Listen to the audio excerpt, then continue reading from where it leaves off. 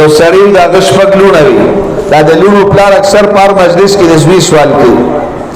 د شپږ لونه وي هر ځای کې به دعا کولې یا الله زوی راکړي او به تمام امید چې دې ځل به اولاد کیږي نو دعا به کولې چې یا الله زوی راکړي خو دې جبه نه یو خطرناک خبر هو ته کور والته وی کدی ځل دې لورو شو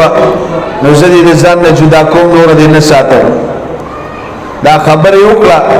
الله ورته د لور حیثیت او مقام خیر شپې خوب ولید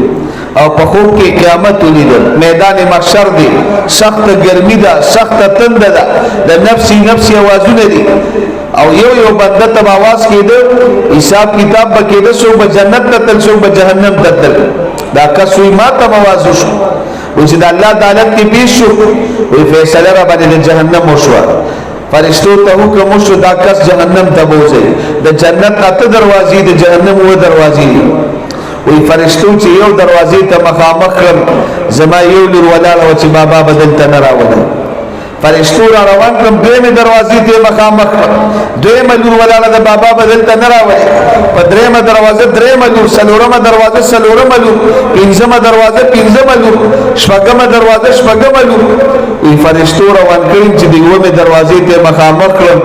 ومه خو زما لور نو ما خو بزوی وخته وی دروازه خالی ده وی چې داسې ور نږدې کړم نو د یو چغه واله وی کاش افسوس ارمان الله یو لور بده بدم را کړی چې نن په زړه جهنم نه بچي او په دې سره د خوب را پاسه بیا به دعا کوله اللهم ارزقنا السابع یا الله ومل لور راکړي نور دا د جهنم نه آړ دی چې زه په جهنم نه بچ نور تبم د عزت په نظر ګورو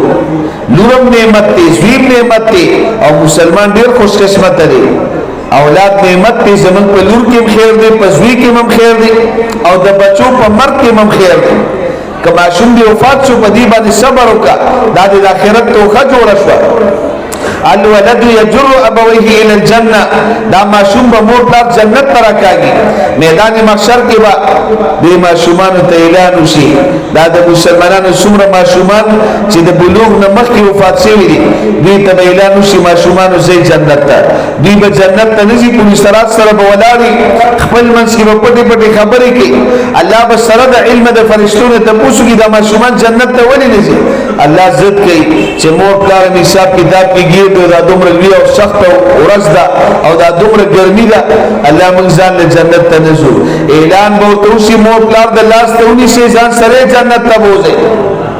السکت يجر ابويه الى الجنه كما شم زايشو دلم نوم کېدا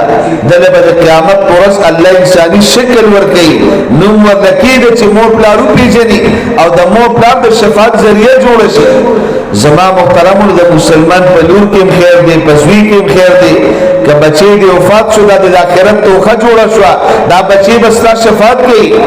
دا بچي به د قیامت پرس میدان محشر کې تعالی د جنت وبدر کوي هغه وبو بستا تند باتی